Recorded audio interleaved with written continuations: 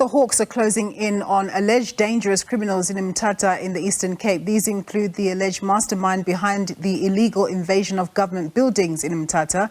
It's alleged the suspects make over R1 million a month on rentals in these buildings. The Special Investigating Unit and Public Order Policing Unit have been reinforced to raid the invaded buildings. SABC News reporter Nkululeko Nyembezi has more.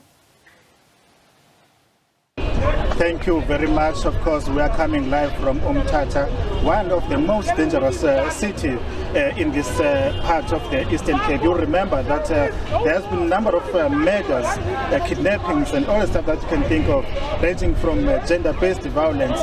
But today we are here in this hotel, Windsor Hotel. This was once the most beautiful hotel, but now it has since been invaded by a number of people who are busy taking all the infrastructure that is not being used. But now I'm joined by a spokesperson for the Hawks in the Eastern Cape, Mama Yolisa. For sure, this is a very important initiative that you're doing today. Yes, Nkululeko.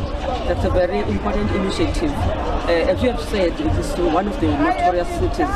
We are trying by all means to bring stability to the city.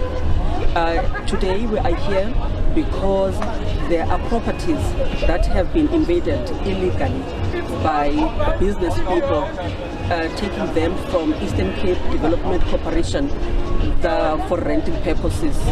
So what is happening here, the money that is supposed to be paid to Eastern Cape Development Corporation is paid to the coffers of Paptoa that has taken over these properties. We are talking about 11 properties here. We're talking about 11 properties, and they are making at least a month close to R1 million, dating from the 17th of December 2017 when they started inhabiting the residences. We are talking about 40 million that they have prejudiced the So now we've been waiting here. Is there any hope that will effect arrest soon? Well, we are communicating with some of the suspects that we have come to arrest. Unfortunately, from the residents, we could not get hold of them, but we are communicating with them. They might hand themselves over any time. So let's talk about this continuation of the invasion of government properties. It's not only here in Mthatha. If you check in Butterworth, there's been the same story. Are you maybe going to make sure that you arrest all those who are in charge? What's going to start in Butterworth?